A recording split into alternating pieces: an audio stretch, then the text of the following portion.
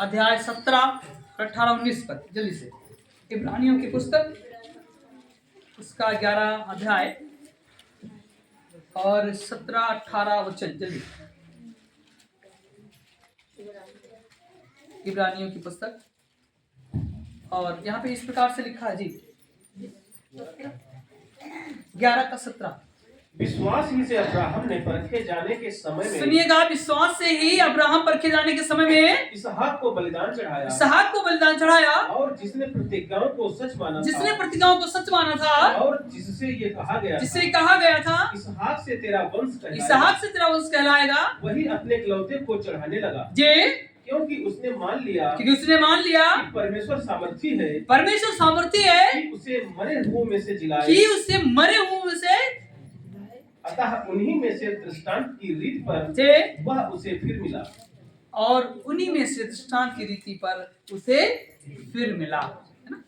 अगर आप उत्पत्ति की पुस्तक पढ़े, इब्रानियों की पुस्तक पढ़े, तो ये बातें सटीकता से एक दूसरे के साथ मेल खाती हैं, है ना। इसलिए कि परमेश्वर चाहता था कि अब्राहम जानता था कि परमेश्वर मरे हुओं में से लोग जिला सकता है, और वो जानता था कि यदि हम ऐसा कर भी देंगे तब भी परमेश्वर हमारे लिए कोई इंतजाम करेगा।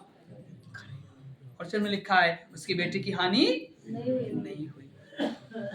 आप जो कुछ परमेश्वर के लिए कर रहे हैं उसका प्रतिफल परमेश्वर खुद अपने से चुनकर आपके लिए आपको देना चाहता है। आपसे कुछ नहीं चाहिए उसको। वो आप लिखा है, जब बेटा और पिता एक बात कहता है तो पिता कहता है देखो परमेश्वर इसका इंतजाम करेगा।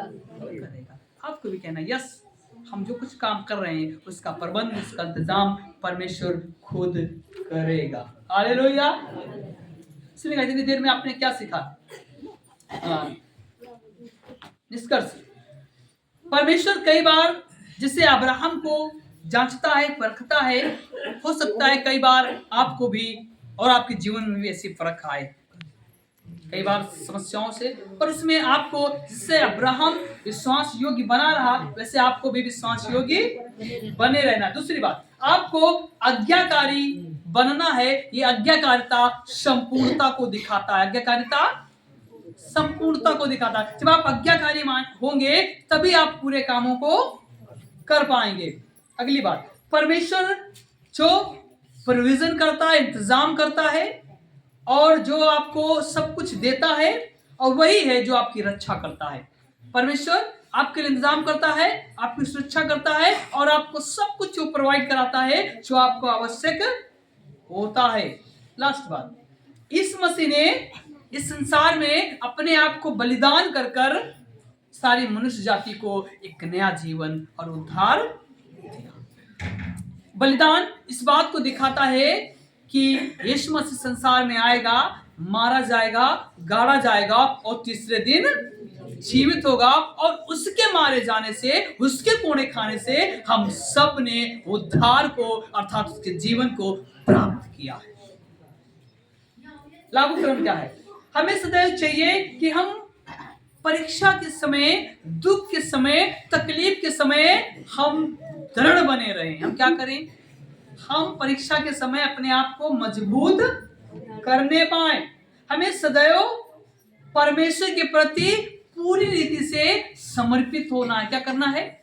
हमें सदैव परमेश्वर के प्रति पूरी रीति से समर्पित करना है। और आपको और हमको चाहिए कि जो विश्वास है उस विश्वास पे हमें कॉन्फिडेंस होना चाहिए, मतलब पक्का होना चाहिए, श्योर होना चाहिए। अगर आप विश्वास करते हैं कि प्रभु आपके लिए करेगा, तो आपका मन, आपकी आत्मा, आपका प्राण इस बात से श्योर होता है कि परमेश्वर आपके लिए करेगा। सेम उस तरीके से जैसे ही आपको पता है दवा खाने से बुखार जाता है, दवा खाने से बुखार जाता है। कई बार मेंटालिटी होती है कि अब दवा गई है, अब दवा हमने खाया है, वो दवा 10 मिनट में गलेगी और वो काम करेगी और बुखार चला जाएगा। ऐसे ही हमें भरोसे को बनाना है। यस, हमने प्रभु यीशु मसीह आप पे दृढ़ता के साथ विश्वास किया है, समस्याएं क्यों ना किस प्रकार की हो, पर वो एक दिन चली जाएंगी। एक लागूकरण में लिखा है कि दुष्ट दांत पीस कर गल जाएगा, और क्या लिखा है, पर उसकी कोई भी लालसा पूरी ना होगी। एक साथ में बोले, दुष्ट दांत पीस कर गल जाएगा, खत्म हो जाएगा, और इसकी किसी प्रकार की कोई भी लालसा पूरी नहीं होगी, यीशु के नाम से। आमीन। हालेलुया। आप अपने आप को जगावर बनाएं, अपने आप को तैयार करें, ताकि परमेश्वर आपका बहुत आय से इस्तेमाल करे। सो प्रभु आपको आशीष दे।